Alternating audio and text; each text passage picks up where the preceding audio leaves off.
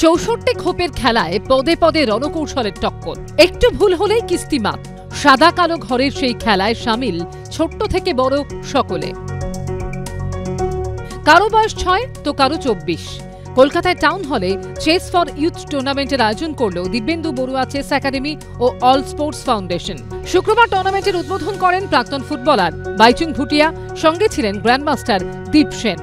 মানে এই টুর্নামেন্টটাকে আমরা দুটো ভাগে ভাগ করি। একটা হচ্ছে যে বাচ্চাদের সেকশন, যেটা 6, 8, 10, 12, 14, 16 এরকম 6টা গ্রুপ, আর আন্ডার 25 যেটা প্রিমিয়ার গ্রুপ। মোট এই 7টা গ্রুপে খেলা হচ্ছে। 681 জন খেলছে। সবার কাছে একটা প্ল্যাটফর্ম তৈরি করে দেওয়া, যাতে তারা প্র্যাকটিস করতে পারে, অ্যাট দ্য সেম টাইম তারা একটা উৎসবের মধ্যে দিয়ে কাটাতে পারে। এবার 15 বছরে পা দিল এই টুর্নামেন্ট। প্রতিযোগিতায় 3টি গ্রুপ রয়েছে, জুনিয়র, সিনিয়র ও প্রিমিয়ার। 250-র বেশি স্কুলের 681 জন প্রতিযোগী এই টুর্নামেন্টে অংশ নিয়েছেন। 3 তারিখ পর্যন্ত টুর্নামেন্ট চলবে।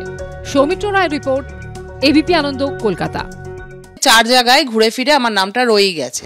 ভোটার একজন, অথচ তারই নাম রয়েছে 4 জায়গায় ভোটার তালিকায়। ভোটার তালিকার বিশেষ সংশোধন ঘিরে রাজ্য জুড়ে যখন তোলপাড় চলছে, তখনই সামনে এলো উত্তর 24 পরগনার বিরাটির এই ঘটনা, যা ঘিরে আপাতত শোরগোল পড়ে গেছে।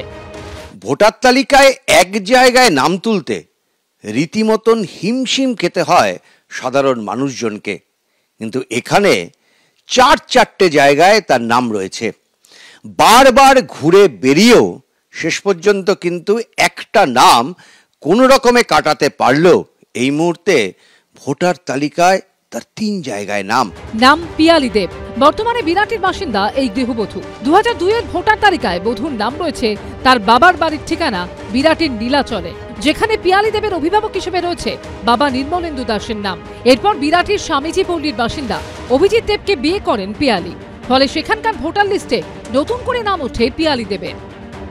প্রথমে তো বাপের বাড়ি নীলাচলে, বিরাটি নীলাচলে, সেখানে নাম ছিল। তো তারপর সেখান থেকে আমি স্বামীজি পল্লী যাই, তো সেখানে নাম ট্রান্সফার করা হয়, কিন্তু তখনও নীলাচলে নামটা থেকে যায়।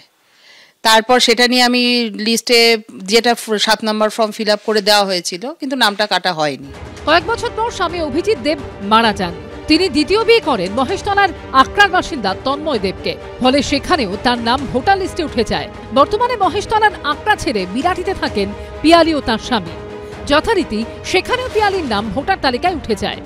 এখান থেকে আমি আবার ট্রান্সফার হয়ে আকড়াতে গেছিলাম, সেখানে আমার শ্বশুর বাড়ি। তো নামটা যথারীতি নাম ট্রান্সফার হয়ে গেছে, উঠেছে, কিন্তু বাকি 2 জায়গায় ছিল। আবার তারপরে এখন আমি অ্যাট প্রেজেন্ট বসবাস করি বিরাটিরই ব্লু হেভেনে। সেখানে আমি নাম তুলেছি, যেখানে আমার স্থায়ী বাসিন্দা। এখানে দেখা যাচ্ছে যে 4 জায়গায় ঘুরে ফিরে আমার নামটা রয়েই গেছে। নির্বাচন কমিশনের নিয়ম অনুযায়ী ভোটার তালিকায় নাম বাদ দেওয়ার জন্য 7 নম্বর ফর্ম পূরণ করতে হবে। নিজের নাম অন্য জায়গায় ট্রান্সফার করাতে হলেও একাধিক নথি জমা দিতে হয়। বছর 44-এর পিয়ালি দেবের দাবি, 3 জায়গা থেকে নাম বাদ দেওয়ার জন্য নির্ধারিত 7 নম্বর ফর্ম ফিল আপ করেছেন। 4 জায়গায় আপনার নাম রয়েছে। আপনি নির্বাচন কমিশন দপ্তরে বা যেগুলো ফর্ম ফিল আপ করা সবটাই করেছেন? হ্যাঁ, আমি যেরকম প্রসিডিওরে করেছি।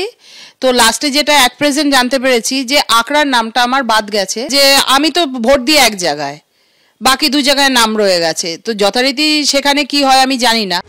রাজ্যে শুরু হয়ে গেছে এসআইআর প্রক্রিয়া। মঙ্গলবার থেকে বাড়ি বাড়ি গিয়ে ভোটার তালিকা যাচাইয়ের প্রক্রিয়া শুরু করবেন বিএলওরা। দেয়া হবে এনুমারেশন ফর্ম। এবার কি সমস্যা মিটবে? উত্তর দেবে সময়। উজ্জ্বল মুখোপাধ্যায় রিপোর্ট, এবিপি আনন্দ, কলকাতা।